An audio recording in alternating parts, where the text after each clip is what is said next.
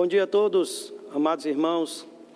Gostaríamos agora, nesse tempo, de compartilhar alguma coisa com vocês sobre o livro que nós estamos estudando nesse tempo da Escola Dominical, Coronavírus e Cristo, escrito pelo pastor John Piper. Nós já tivemos a oportunidade de ouvir outros dois irmãos e hoje, nessa manhã, estaremos na lição número 3. Mas, inicialmente, nós queremos ler um texto da Palavra de Deus e convido a todos que estão nos seus lares, os nossos alunos da nossa classe lá do Ministério com Casais, devem estar nos seus lares nesse momento com as suas Bíblias abertas para acompanhar conosco a nossa lição. Então, todos os alunos da nossa classe, lá do segundo andar, devem agora abrir as suas Bíblias no livro do profeta Isaías, capítulo 26. Isaías 26, a partir do primeiro versículo, é o texto que nós estaremos usando como base introdutória da nossa palavra nesta manhã, nesse assunto que nós estamos estudando na EBD. Isaías 26, de 1 em diante, diz assim: Naquele dia se entoará este cântico na terra de Judá. Temos uma cidade forte, a que Deus pôs a salvação por muros e antimuros. Abri as portas para que entre nelas a nação justa que observa a verdade. Tu conservarás em paz aquele cuja mente está firme em ti, porque ele confia em ti. Confiai no Senhor perpetuamente, porque o Senhor Deus é uma rocha eterna. Porque ele abate os que habitam no alto, na cidade elevada humilha até o chão e derruba até o pó. O pé pisá-la-á, os pés dos aflitos e os passos dos pobres. O caminho do justo é todo plano, tu retamente pesas o andar do justo. Também no caminho dos teus juízos, Senhor, te esperamos. No teu nome e na tua memória está o desejo da nossa alma. Com minha alma te desejei de noite, e com meu espírito que está dentro de mim, madrugarei a buscar-te. Porque, havendo os teus juízos na terra, os moradores do mundo aprendem justiça. Deus abençoe essa palavra lida. Gostaria de orar com vocês que estão aí nos seus lares. Feche os seus olhos e ore conosco ao nosso Pai Celeste. Nosso Deus, estamos nesse tempo lendo a Tua palavra. Rogamos a Deus que o Senhor nos ajude a ter o entendimento dela nesse assunto, nesse tempo que estamos vivendo, que precisamos do conforto e da consolação do Senhor. Queremos que o Senhor esteja nesse momento, confortando e consolando cada um que está nos seus lares nesses momentos, que estão, ó Deus, passando por aflições e dificuldades. Que o Senhor esteja trazendo bálsamo ao coração e à vida de cada um deles. Rogamos sabedoria na transmissão da Tua palavra. É isso que nós te pedimos em nome de Jesus. Amém. Meus irmãos e alunos da EBD, nós estamos estudando o livro Coronavírus e Cristo, escrito pelo pastor John Piper, como nós já falamos. Na primeira lição, que já foi ensinada aqui pelo nosso irmão Mateus Oliveira, foi falado sobre o primeiro assunto, na primeira parte do livro. Esse livro é dividido em duas partes. A primeira parte, o Deus que reina sobre o coronavírus, e a segunda parte, o que Deus está fazendo através do coronavírus. É algo que nós estaremos estudando mais para frente. Nós já falamos sobre o tema Venha para a Rocha, sobre um sólido fundamento que foi passado a semana passada pelo irmão Vinícius. E hoje nós estaremos estudando sobre o terceiro tema, falando sobre a rocha é justa. A rocha é justa. E pensando nesse tema, a rocha justa, nós nos deparamos com alguns ensinos da palavra de Deus que fala exatamente acerca de Jesus como rocha. Acerca de Jesus como rocha. Nós já falamos, venha para a rocha e um sólido fundamento. E eu achei bastante interessante o autor, John Piper, começar esse livro falando sobre a rocha. Exatamente aquilo que a Bíblia fala, que Jesus é a nossa rocha segura, é a nossa rocha segura. Na introdução deste livro, no finalzinho, há duas perguntas bem interessantes sobre essa rocha. Diz assim o autor: temos uma rocha debaixo de nossos pés? E a segunda pergunta que ele faz: temos uma rocha que não pode ser abalada nunca? Na verdade, todos nós sabemos que essa rocha é Jesus. E no Velho Testamento, há muitas representações e tipos e pessoas que simbolizam exatamente a pessoa de Cristo como rocha. Mas há muitos ensinos que nós precisamos nessa manhã, você que é aluno da EBD, precisa aprender ou lembrar, porque se você já sabe, é bom estarmos lembrando dessas maravilhas que nós já estudamos em outro tempo na EBD. A Bíblia fala que Jesus tem várias representações no Velho Testamento como rocha, mas também ele representa também tipos e pessoas. Vamos ver então algumas pessoas que representam Jesus. Quando a Bíblia menciona sobre Adão, Abel, Melquisedeque, José, Josué e Moisés, está exatamente narrando as histórias desses homens, mas apontando para Cristo. Todos esses homens aí têm a semelhança de Cristo. Então são pessoas que representam exatamente no Velho Testamento a figura de Cristo que é apresentada no Novo Testamento. Há também tipos que é apresentado também no Velho Testamento que exatamente tipificam a pessoa de Jesus. A coluna de nuvem e fogo que acompanhava o povo de Deus pelo deserto é um tipo de Cristo que está presente conosco todos os dias, quando ele diz até lá em Mateus 28 o quê? Eis que estou convosco todos os dias até a consumação dos séculos. Então, Jesus estava presente com o povo no deserto, na coluna de nuvem e na coluna de fogo.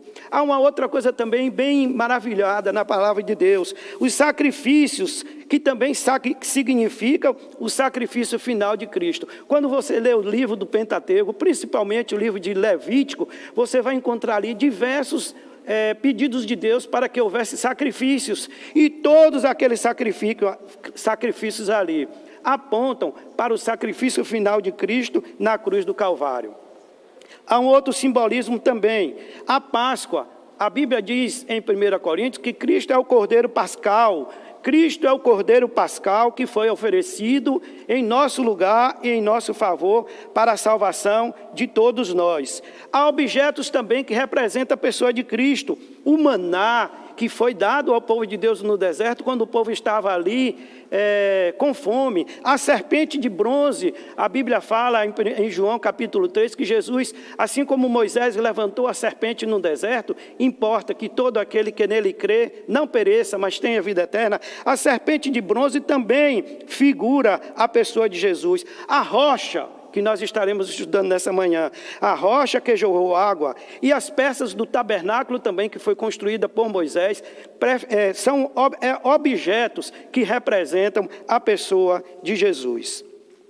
Então, pensando nesse tema, a rocha é justa, e tomando como base a nossa lição de número 3, e a nossa lição de número 3 do nosso livro está exatamente na página 27 do nosso livro. A lição número 3 diz: a rocha é justa.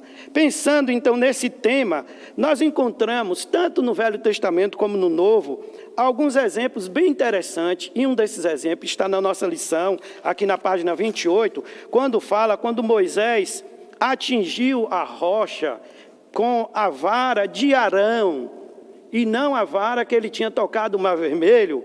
Ele atingiu a rocha, em vez de falar obedecendo aquilo que Deus lhe tinha falado. Nós encontramos então esse exemplo aqui na nossa lição. Mas há um outro exemplo também, falando sobre rocha, que é exatamente o mesmo acontecimento narrado no livro de Êxodo.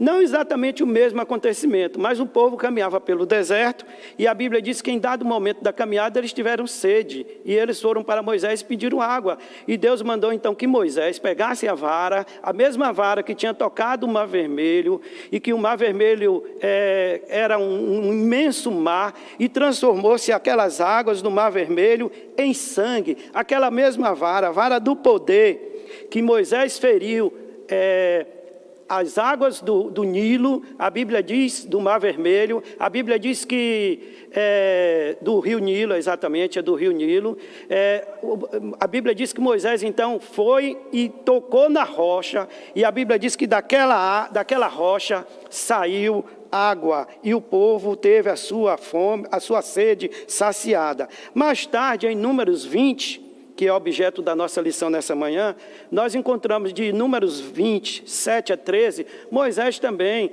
diante de uma outra situação que o povo queria água. E a Bíblia diz que dessa vez Deus mandou que Moisés pegasse a vara que estava no lugar santo, que era a vara de Arão, a vara que tinha florescido. E não a mesma vara.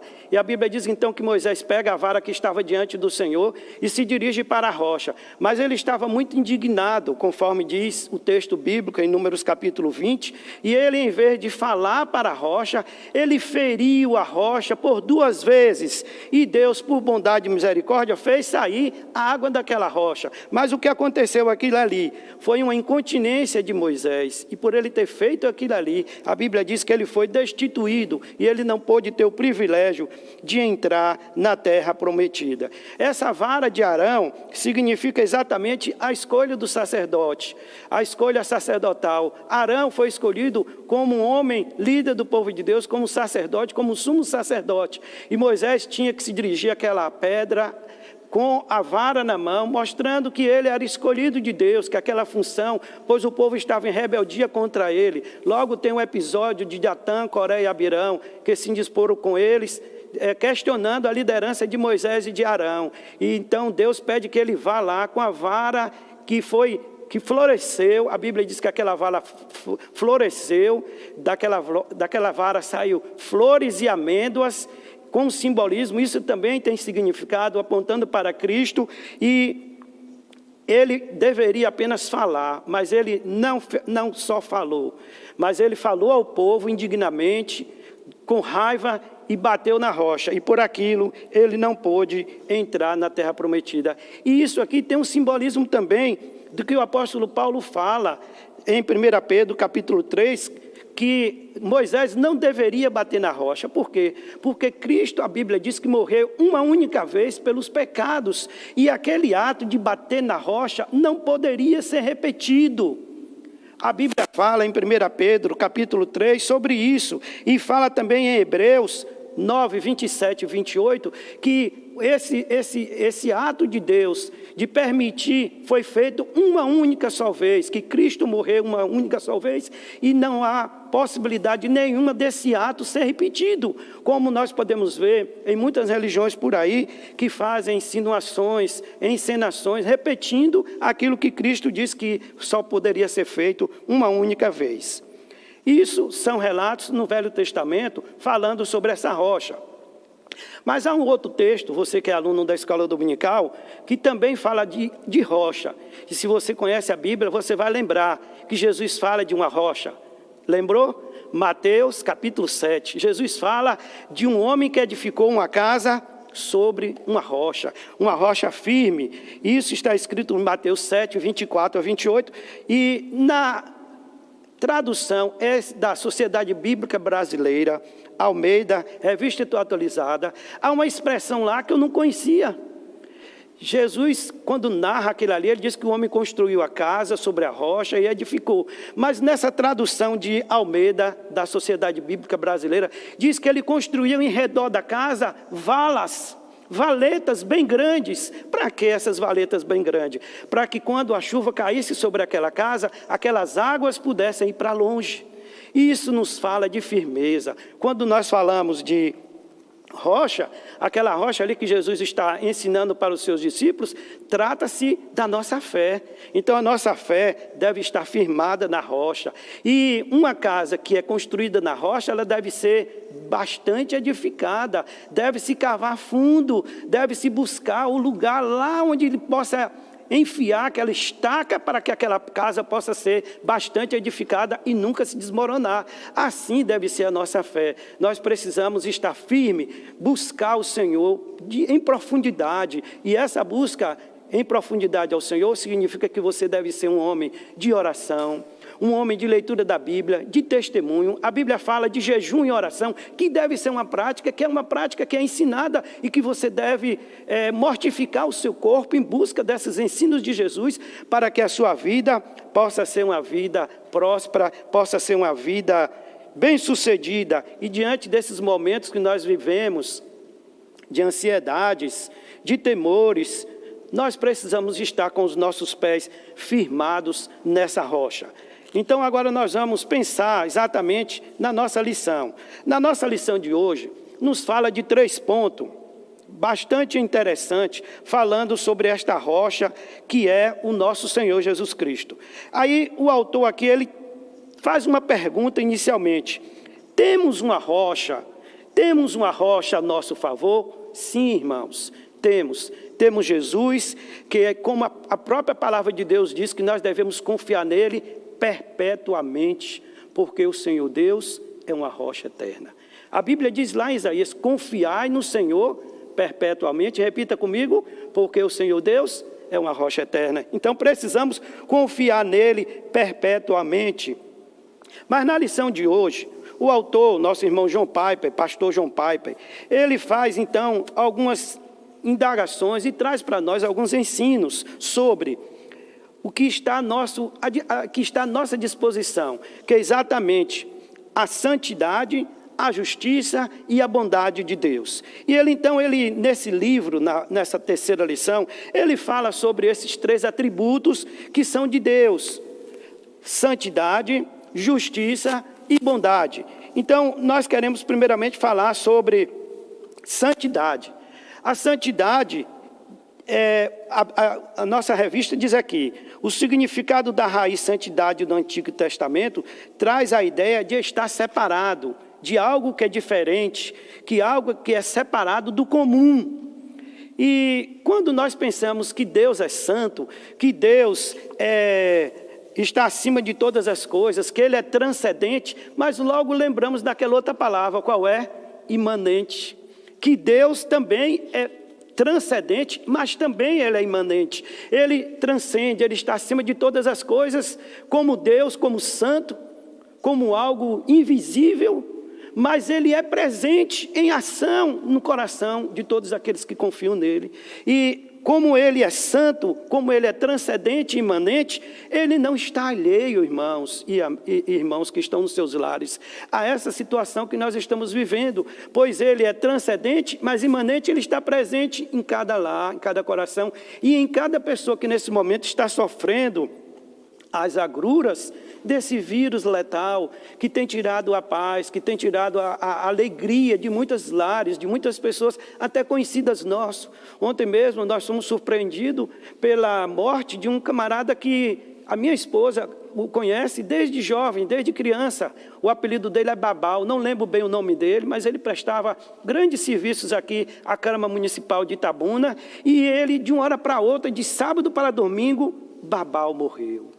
E ontem, quando minha esposa falou de Babal, eu fiquei tão triste, porque ele era uma pessoa que eu sempre tinha conversas com ele, na rua, no local onde eu trabalho, e ele era uma pessoa muito querida aqui na cidade. Houve até, por parte da Câmara Municipal de Itabuna, uma homenagem, porque ele era uma pessoa do bem. Então, nós estamos vivendo momentos em que nós nos surpreendemos a qualquer momento, quando alguém nos diz: fulano morreu, e logo nós perguntamos: foi de corona? Muitos não têm morrido de corona, é verdade. Eu creio que Babal não morreu por causa do coronavírus, mas ele partiu, foi o fim. A sua etapa aqui na terra foi concluída, como foi da irmã Dilma, como já foi citado na mensagem. Mas, irmãos, pensando nessa imanência de Deus, que Ele é presente, a Bíblia fala que o profeta Isaías, quando ele estava no templo, que ele recebeu aquela revelação de Deus, que vocês conhecem, que está lá em Isaías capítulo 6, quando ele foi convocado a ser missionário, quando ele disse que ele iria pregar o Evangelho, a Bíblia diz que antes desse momento em que ele é confrontado por Deus, ele traz uma exclamação que ele diz que, ai dele, porque os olhos dele viu o Senhor dos Exércitos, em face da santidade de Deus, em face do Deus 3 vezes santo. Então o profeta Isaías foi confrontado com a imagem de Deus, com o retrato de Deus, com a visão de Deus, e ele disse: ai de mim. Agora imagine vocês, o profeta Isaías, um homem que andava com Deus. E o que dizer de nós, que muitas vezes vivemos uma vida dissoluta, longe dos caminhos de Deus, se em dado momento da nossa caminhada pudéssemos ter assim um reflexo ou uma sombra de Deus, como Moisés teve ali no monte, o que nós faríamos? Será que você correria? Ou você estaria ali glorificando a Deus porque está diante de Deus? Deus é santo, e a sua santidade, a Bíblia fala que ele se revela e se apresentou a diversas pessoas com o objetivo. Naquele momento ali que ele apresentou-se para Moisés, ele deu a Moisés uma missão, que era de tirar o povo de Deus do Egito e levar para a terra prometida. Deus pode estar falando com você de várias maneiras. E nessa manhã, você que está aí no seu lar, talvez você sinta a sua consciência ser incomodada por atitudes na sua vida que não são de um homem santo. Não são de uma pessoa que deve andar em santidade. A Bíblia diz que nós precisamos ser santo como Ele é, em todo o nosso procedimento, em toda a nossa maneira de viver. Então é muito bonito dizermos que Deus é santo, mas eu preciso também ser santo. A Bíblia diz lá em 1 Pedro que eu devo ser santo em todo o meu proceder. Atitudes santas, olhar santo, palavras santas, ouvidos santos, mãos santas, caminhar santo. Essa deve ser a realidade de cada um de Deus, daqueles que seguem a Deus, para que quando a adversidade vier, quando o corona vier no nosso lar, nós possamos, com a vida no altar, como santos de Deus, confiar que Deus vai fazer conosco o que Ele bem quiser, que a sua vontade vai ser feita no nosso lar, diante daqueles problemas e sintomas que muitas vezes nos assustam. Quantas vezes nós somos assustados quando começamos a ter uma dor de cabeça, uma corize, meu Deus, o que é que está acontecendo? Aí a gente vai lá na cozinha, limão, mel, própolis, para ele não vir, para não sermos infestados por esse vírus. É a nossa parte. Mas olha, nós não estamos escape. Como o pastor já citou, a irmã Dilma, chegou o dia dela. Então nós iremos, pode ser com corona ou sem corona, mas se formos, estaremos para sempre ao lado do Santo dos Santos, usufruindo da sua beleza, da sua santidade e do seu poder. Em Isaías capítulo 8, leia aí comigo, você que está em sua casa, Isaías 8, 12 e 13, o profeta Isaías diz assim: não temam aquilo que o povo teme, nem fiquem apavorados ao Senhor dos Exércitos. A Ele vocês devem santificar, e a Ele devem temer. É dele que devem ter pavor. Em outras palavras, o autor está aqui dizendo: não coloque Deus no mesmo patamar dos seus temores e pavores comuns. Trate-os com temor e pavor absolutamente separados e únicos. O nosso irmão aqui está ensinando que nós precisamos temer a Deus. E a Bíblia diz que o temor ao Senhor é o quê? O princípio da sabedoria. O temor ao Senhor é o princípio da sabedoria. Então, temendo ao Senhor, entendendo que Deus é santo, viveremos uma vida de santidade. E isso está diante de nós, irmãos. Diante de nosso lar, diante dos nossos familiares. A santidade de Deus, Ele é santo. E Ele não vai deixar que sejamos afligidos além daquilo que nós podemos suportar. Certamente Ele nos dará o escape, pois assim ensina a palavra de Deus. Mas há um outro atributo de Deus que é ensinado aqui nesse livro, escrito pelo nosso irmão John Piper, Coronavírus e Cristo. Um outro atributo de Deus é a sua justiça. E o nosso livro diz assim, sobre esse segundo atributo de Deus, que esse segundo atributo de Deus, que é a sua justiça, está ligado à sua santidade. Diz assim o livro: há uma dimensão que falta nessa descrição da santidade de Deus. A Bíblia fala da santidade de Deus, não apenas em termos de transcendência, mas também em termos de moralidade. Ser santo não é apenas ser separado e transcendente, mas também ser justo. Nós sabemos que Deus é o justo juiz, que as nossas vidas estão em suas mãos, contados os nossos dias, então a sua justiça também está ao nosso favor. Há um texto na palavra de Deus, em 2 Timóteo, capítulo 2, versículo 13, que é exatamente o padrão dessa justiça de Deus. A Bíblia diz lá em 2 Pedro 2,13, abra aí. 2 Timóteo 2,13, abra aí na sua casa. Diz assim o apóstolo Paulo falando a Timóteo: ele não pode agir de forma a negar a sua própria dignidade, beleza e grandeza. Este é o padrão de Deus.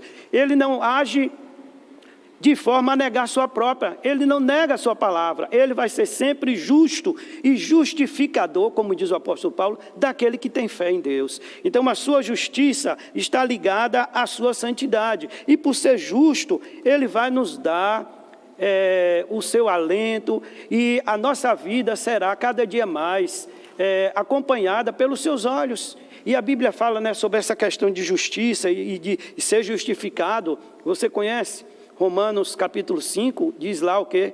Que nós somos justificados pela fé em Jesus Cristo. Sendo, pois, justificados pela fé em Jesus, temos o quê com Ele? Paz com Deus. Então, quando nós somos justificados pelo justo juiz, passamos a ter paz com Deus, que é isso que nós precisamos nesse tempo de ansiedade, de temores, ter paz, saber que Deus está conduzindo a nossa vida e entendermos que a paz deve ser o árbitro em nossas vidas, a paz de Cristo, como diz lá em Colossenses, não é isso? Colossenses diz que a paz de Cristo deve ser o árbitro em vossas vidas, então deve conduzir as nossas vidas. Então nós precisamos ser pessoas de paz, e essa paz vem do Senhor, que é o justo juiz. Ele não pode negar-se a si mesmo. Isso é o padrão de Deus. Ele nos dá paz porque Ele é justo e justificador daquele que tem fé em Deus. Um terceiro padrão que é ensinado na palavra de Deus, acerca de Deus, e é um atributo de Deus também, que está ligado à sua santidade, à sua justiça, é a sua bondade. A Bíblia diz que Deus é bom. A Bíblia diz assim, que Deus é bom e misericordioso para com os que confiam nele.